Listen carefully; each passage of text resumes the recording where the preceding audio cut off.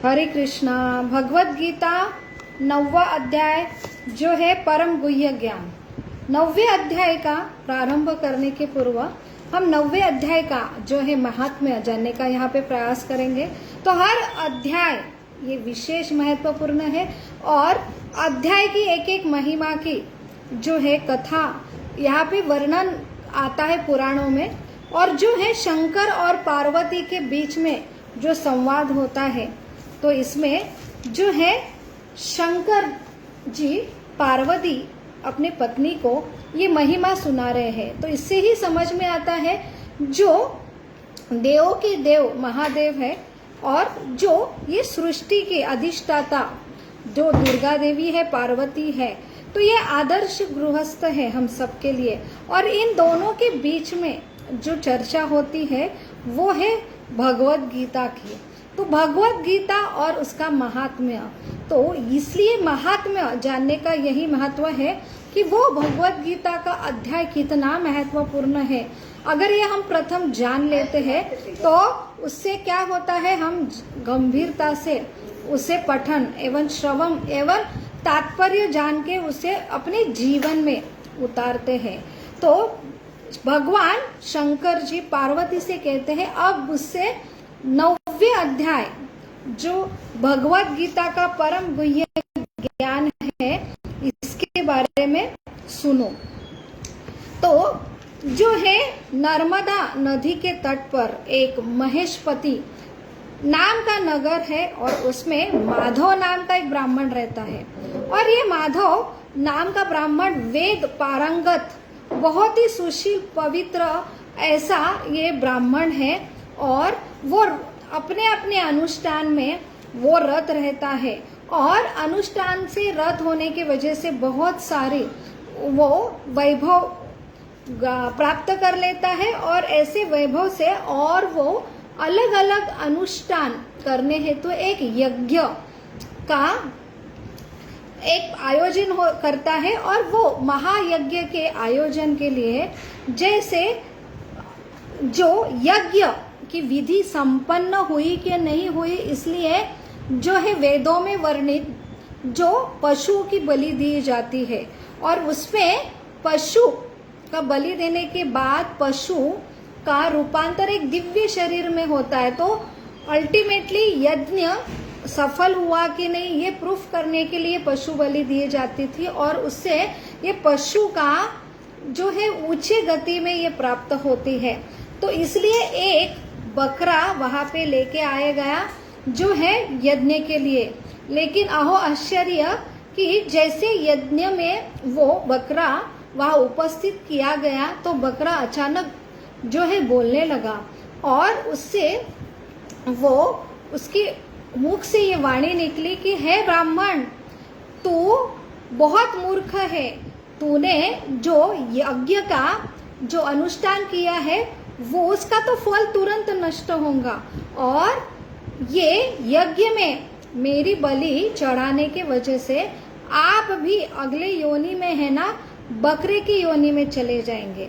तो ये ब्राह्मण बहुत जो है विस्मयित हो गया और वह बहुत आश्चर्य से बहुत नम्रता से, ये कोई विशेष बकरा है और ये बोलता है और ये ज्ञानी भी है, इसलिए वो नम्रता से उन्हें पृच्छा करती है कि ऐसा क्या हुआ कि ये आप मुझे यज्ञ और मुझे अगले योनि में मैं बकरा हूँगा, तो आप कौन हैं, ऐसा क्या हुआ है कि आप ये योनि में चले गए, आप तो बहुत ही ज्ञानी दिख रहे हैं। तब बकरा बोला है कि मैं भी मेरे पहले जन्म में ब्राह्मण था और ये ब्राह्मण और मैं भी ऐसे अनुष्ठान में व्रत था और मेरी जो पत्नी है भगवती, एक दिन मेरी बेटी बहुत बीमार हुई और बेटी के इलाज के लिए एक जो है दुर्गा माता का चंडिका माता का जो है हवन करने का एक अनुष्ठान बोला गया और उसमें जो है बकरा लाया गया। तो बकरा जो है वो वहां पे बकरा की जब उपस्थिति हुई तभी वो बकरा बहुत ही क्रोधित हुआ और वो स्त्री से बोला कि तुम्हारे जो है बच्चे के लिए मेरे बच्चे अभी अनाथ होंगे, तो ये कौन सा ज्ञान न्याय है, ये कौन सा जो है न्याय है कि तुम्हारी पुत्री की जान बचाने के लिए मेरे जो पुत्र और पुत्रियां हैं वो अनाथ हो जाएंगे। ऐसा शाप वो बकरा दे देती है और वहाँ पे इसी शाप के वजह से मैं जो हूँ बकरा बना हूँ। लेकिन मेरे अनुष्ठान ये व्रत जो है पहले जन्म में जो किए हुए हैं, इसलिए मुझे बकरा की योनि तो मिली, लेकिन मैं ऐसा मुझे पूरा ज्ञान जो मेरी स्मृति जो है कि मैं ये स्मरण कर पाता हूँ कि अगले जन्म में मेरी क्या गलती हुई और मेरा ज्ञान भी मेरे पास अभी भी है। तो हे ब्राह्मण, अगर आप और मुझसे कुछ सुनना चाहते हैं तो सुनो। ऐसे ही एक चंद्र शर्मा नाम का राजा के राज्य में एक ब्राह्मण था और यहाँ पे ये चंद्र शर्मा नाम का राजा ऐसे ही बहुत ही सुशील था और धार्मिक था और यहाँ पे वो जो है अनुष्ठान करना चाहता था और वहाँ पे वो ब्राह्मण पुरोहित को उन्होंने जो है न्योता दिया और बड़े ही जो है ये समय की उचित समय चुनकर उचित सारे ब्राह्मण को यहाँ पे बुलाकर वो अभी अनुष्ठान जो करने ही वाला था और उसके लिए उसने एक काल पुरुष को ये ब्राह्मणों को दान करने के लिए उसने यहाँ पे बुलाया था। और दान करने के पूर्व वो स्नान के लिए गए। स्नान के बाद उसने वो है चंदन से सुशोभित किया शरीर और ऐसे ये दान की प्रक्रिया अभी होने ही वाली थी। तभी आश्चर्य कि काल पुरुष के जो शरीर से एक उनकी छाती चीर्ण करके एक वहाँ पे चांडाल की निर्मित हुई और तुरंत ही उसके पीछे एक चांडाली जो है वो भी उत्पन्न हुई और वहाँ पे ये चांडाल और चांडाली दोनों भी वो वहाँ पे उत्पात मचाने लगे।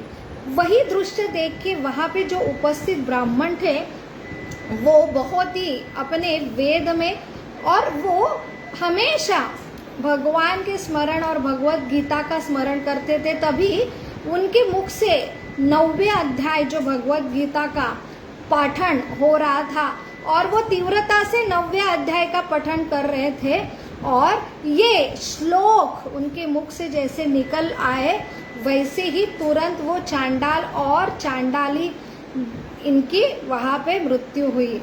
तो सब राजा और सारे चकित हो गए कि ये ब्राह्मण ने ऐसा कौन से श्लोक बोले कि इससे ये सब घटित हुआ। तब ब्राह्मण ने बोला कि मुझे मेरा नित्य नियम से मैं भगवत गीता के 9वें अध्याय का श्लोक पठन करता हूँ और इसकी ये महिमा है।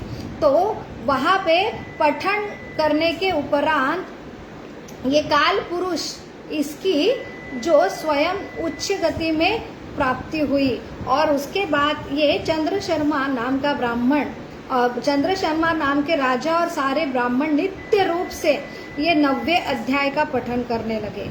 तो 9वें अध्याय जो है राज विद्या राजगुह्यम, ये दूसरी श्लोक में ही जो भगवान कहते हैं कि अभी जैसे भगवत गीता के 3 भाग है, पहले 6 जहाँ पे ज्ञान हमें मिलता है कि हमारी स्वरूप स्थिति क्या है, हम सिर्फ शरीर नहीं है, मन बुद्धि अहंकार नहीं है, तो हम कौन है, आत्मा है। कि कैसे ये 24 तत्व से हम अलग अलग सृष्टि रचेती है और यहाँ पे काल का कर्म का कैसा जो है काल कर्म का प्रभाव होता है। तो ये ज्ञान हमें पहले 6 अध्याय में प्राप्त होता है और लास्ट के 6 अध्याय में हमें ये आसक्ति जो भोग करने की आसक्ति है, इसकी वजह से हम यहाँ पे भौतिक जगत में अटके हुए, इससे अनासक्त कैसे होना, ये संन्यास जो है हमारे लिए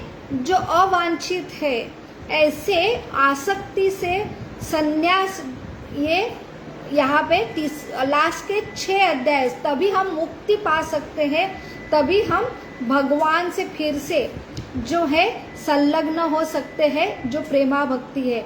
और सबसे महत्वपूर्ण बीच के 6 अध्याय जहाँ पे भगवान भक्ति योग, ये बहुत ही महत्वपूर्ण है। दोनों अध्याय के बीच में ये प्रोटेक्टेड भक्ति योग है, और उसमें से ये 90 अध्याय है जिसमें परम गुह्यम ये ज्ञान दे रहे हैं भगवान। तो यहाँ पे 7वें और 8वें अध्याय में भगवान ने भगवत ज्ञान का अर्थ है भगवान कैसी सारी विभूतियां, सारी शक्तियां के परम स्रोत है, और 8वें अध्याय में कैसे हम परम प्राप्ति भगवान की कर सकते हैं। और अभी 90वें अध्याय में भगवान जो बता रहे वो शुद्ध भक्ति, ये ज्ञान है वो परम गुह्य।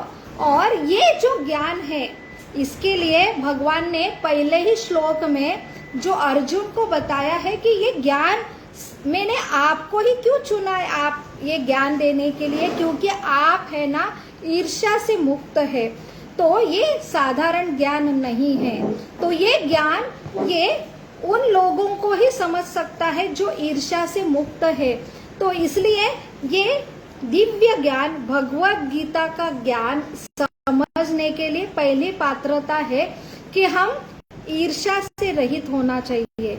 और ये कोई भी ज्ञान या ओपन सीक्रेट है, सबके लिए अवेलेबल है, लेकिन कोई भी पढ़ सकता है, लेकिन ज्ञान अर्जित करके सही अर्थ में उसे समझना, उसके उपरांत वो व्यवहार में लाना, ये और उसके बाद ये लास्ट जो प्रयोजन है कि शुद्ध भक्ति, प्रेमा भक्ति हृदय में धारण करना और भगवत धाम, ये लास्ट प्रयोजन तक पहुंचना, ये सबके लिए पॉसिबल क्यों नहीं है?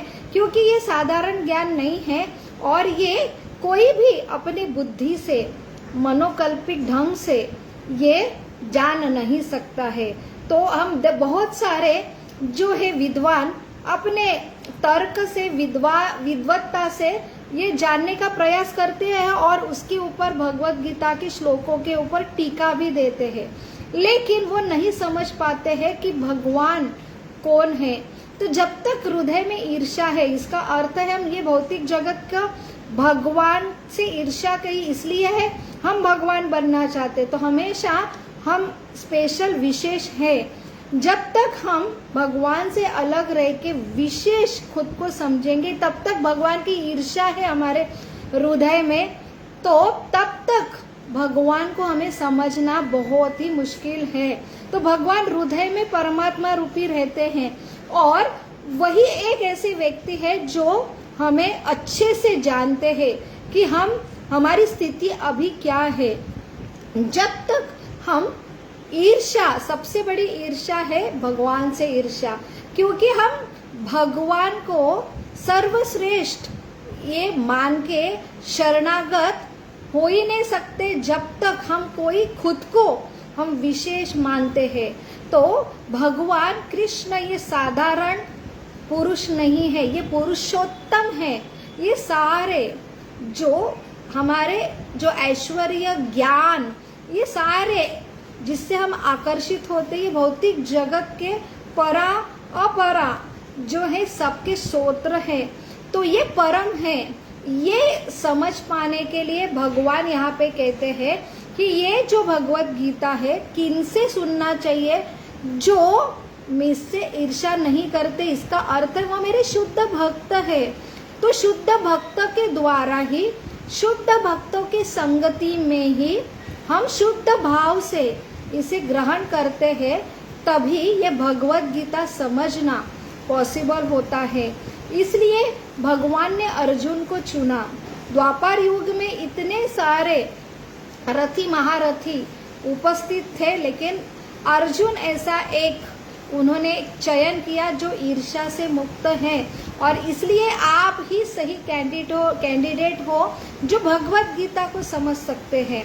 तो भगवत गीता समझने के लिए सबसे बड़ी आइडेंटिटी है कि हमें ईर्ष्या से रहित होना चाहिए, तभी हम भगवान समझ सकते हैं, तभी हम भगवत गीता समझ के हम दूसरों को दे सकते हैं। तो दूसरे श्लोक में भगवान कहते हैं राज विद्या राजगुह्यम पवित्रम इदम उत्तमम। तो इसमें ये प्रत्यक्ष अवगमम धर्मम सुसुखम कर तुम अव्ययम। तो ये राज विद्या ये सारे विद्या का राजा है और ये राजगुह्यम ये गुह्यतम अति गुह्यतम ज्ञान है।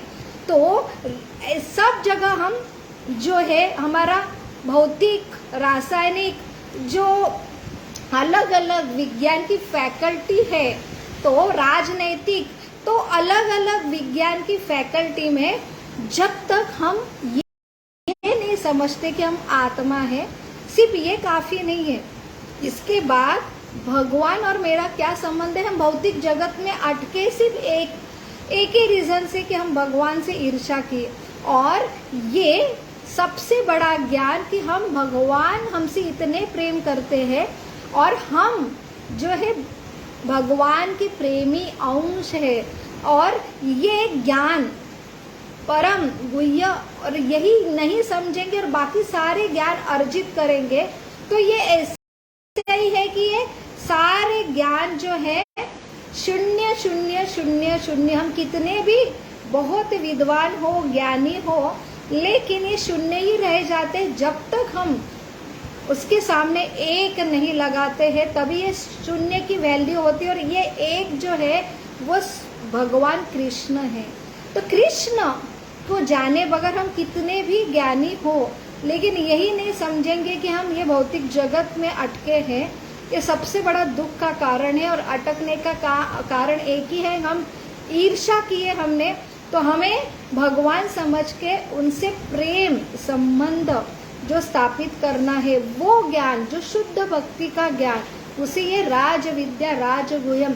और इसमें पवित्रम इदम उत्तमम, ये सबसे उत्तम ज्ञान है। और पवित्र इतना पवित्र है जैसे 7वें अध्याय में 28 नंबर के श्लोक में जो भगवान कहते हैं कि ये ज्ञान जो है कि अंततः जिसके क्या है एशाम त्वम अंतगम पापान, और जो है जनानाम पुण्यानाम, तो जिनके पाप पूर्णपणे नष्ट हुए हैं और ये ऐसे जो पाप नष्ट करने के बाद जिनके पास ऐसे पुण्य अर्जित किए हैं वही ये ज्ञान समझ सकते हैं। तो इसका ये भी अर्थ होता है कि जो ये ज्ञान में रत है उनके पाप तुरंत नष्ट होते हैं। जैसे सूर्य का प्रकाश होता है हृदय में, ये भगवत ज्ञान का प्रकाश होता है। तो कितनी भी जो है गंदगी है तुरंत नष्ट होती है। तो ये ऐसा ये ज्ञान में ही स्वयं अग्नि तत्व पवित्रता है। तो जो भगवत ज्ञान से जो भक्ति कर रहा है उसमें शुद्ध भक्ति, ये सबसे ऊंचे जो भक्ति है उसमें तुरंत इतनी शक्ति है कि वो सारे जो है पापम कुटम, जो पाप के कूट भी है, जो बीज भी है पाप के, वो भी नष्ट करने की उसमें शक्ति है। तो इतना ये पवित्रम है। और प्रत्यक्ष अवगमन का अर्थ है कि इसको आप खुद अनुभव कर सकते हैं। तो ये ज्ञान और उसके बाद विज्ञान आप खुद अनुभव करेंगे। मैं भगवान कौन हूँ, आत्मा हूँ, मैं देह नहीं हूँ, ये रियलाइज कर सकते हैं आप। उसके बाद आप भगवान का भी प्रत्यक्ष हृदय में वास का अनुभव कर सकते। बाहर सब सारे ऐश्वर्य ये ऊर्जा स्रोत है, वहाँ पे भी भगवान का वास का अनुभव कर सकते। ऐसा ये ज्ञान है और ये सुसुखम, सबसे सुख देने वाला। तुरंत जैसे ये ज्ञान समझता है वैसे भौतिक ये दुखालय जगत में ये दावाग्नि का स्वरूप है दुखा का, वो तुरंत नष्ट होता है। इतनी ये ज्ञान में शक्ति है।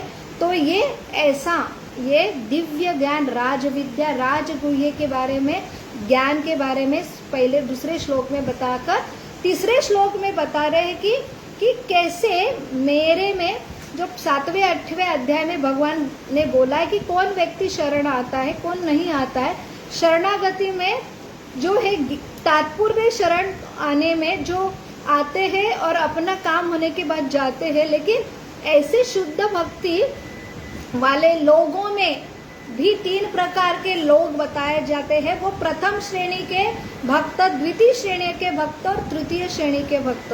तृतीय श्रेणी के भक्त है, उनकी निष्ठा जो है कमजोर रहती है, उनका पतन हो सकता है। द्वितीय श्रेणी के जो व्यक्ति है वो जो है भगवान और भक्ति में निष्ठा होती है, शास्त्र में निष्ठा होती है, जो भगवान को व्यक्ति स्वरूप में भी पूछते हैं और वैष्णव के रूप में भी पूछते हैं। और प्रथम श्रेणी के जो है भक्त वो हर हृदय में भगवान को देखते हैं और शास्त्र में निपुण होते हैं और वही जो है सबको भगवान का प्रचार कर सकते हैं। ऐसे ये प्रथम 3 श्लोकों में 90वें अध्याय में भगवान जो है अपने परम गुह्य ऐसे शुद्ध भक्ति का आरंभ कर रहे हैं। हरे कृष्णा कृष्णा कृष्णा हरे हरे, हरे राम राम राम हरे हरे। बहुत बहुत धन्यवाद। कल हम चौथे श्लोक